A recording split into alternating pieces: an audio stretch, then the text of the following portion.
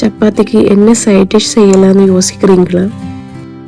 இந்த சன்னா மசாலா ஒரு தடவை ட்ரை பண்ணி பாருங்க. ரொம்ப சிம்பிளாக செய்யலாம், டேஸ்ட்டும் சூப்பராக இருக்கும். Welcome back to my channel. இன்னைக்கு என் ஸ்டைலில் சன்னா மசாலா எப்படி செய்யலாம்னு பார்க்கலாம். முதல்ல 3 வெங்காயம் 3 தக்காளி எடுத்துக்கோங்க. வெங்காயத்தை விட தக்காளி பெருசாக இருக்கணும். இந்த கிரேவி லைட்டாக இனிச்சிட்டு இருக்கும், அதுக்கேற்ற மாதிரி பேலன்ஸ் பண்ணி தக்காளி வெங்காயம் ஆட் பண்ணிக்கோங்க. வெங்காயம் பீல் பண்ணி கழுகி எடுத்துக்கலாம். மிக்ஸி ஜாரில் வெங்காயத்தையும் தக்காளியையும் கட் பண்ணி போட்டு அரைச்சி எடுத்துக்கோங்க.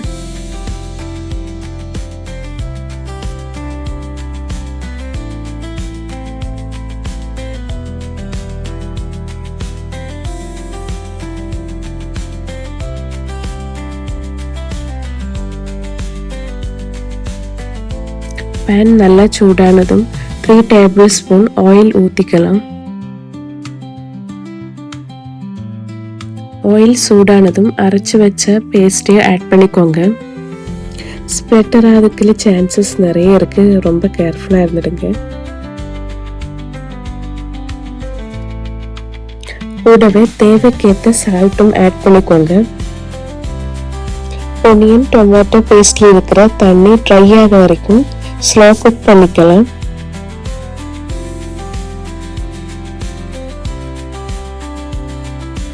அடிக்க பிடிக்காம பார்த்துக்கோங்க.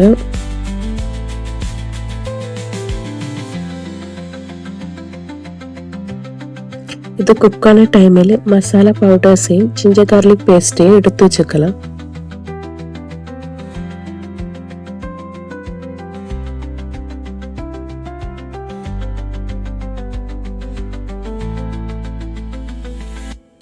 தண்ணி ட்ரை ஆகி எண்ணெய் லைட்டாக தெளிஞ்சு வருന്ന டைமு ஜிஞ்சர் கார்லிக் பேஸ்ட்டை ஆட் பண்ணிக்கோங்க.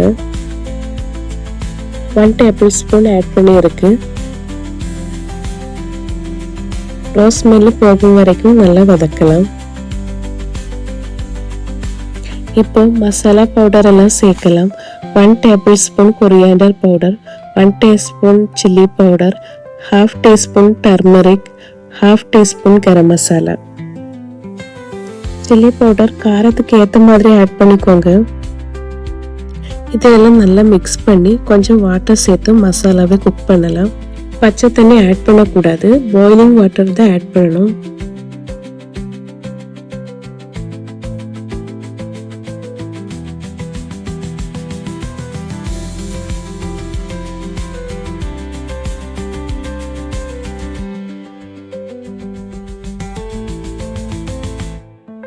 பாயில் பண்ணி வச்ச சென்னாவை சேர்க்கலாம்.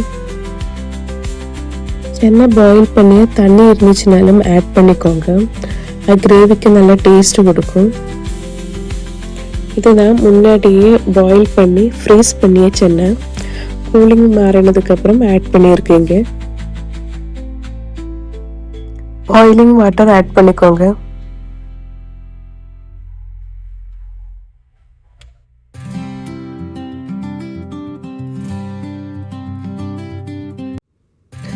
ஆனதுக்கப்புறம் எனக்கு எந்த கன்சிஸ்டன்சியில் கிரேவி இருக்கணும், நான் அதுக்கேற்ற மாதிரி பிளான் பண்ணி தண்ணி ஊற்றிடுது.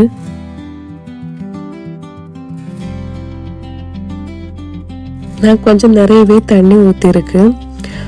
சென்னை தண்ணியிலே நல்லா குக் ஆகணும், அப்போ தான் அந்த மசாலா சென்னைக்குள்ளே பிடிச்சிடும்.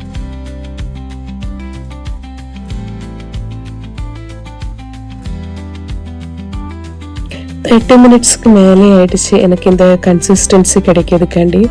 டேஸ்ட் பார்த்ததுக்கப்புறம் தேவையான சால்ட் ஆட் பண்ணிக்கோங்க. நான் ஒரு 1/4 டீஸ்பூன் பெருஞ்சீரகத்தூளும் ஆட் பண்ணிடுது.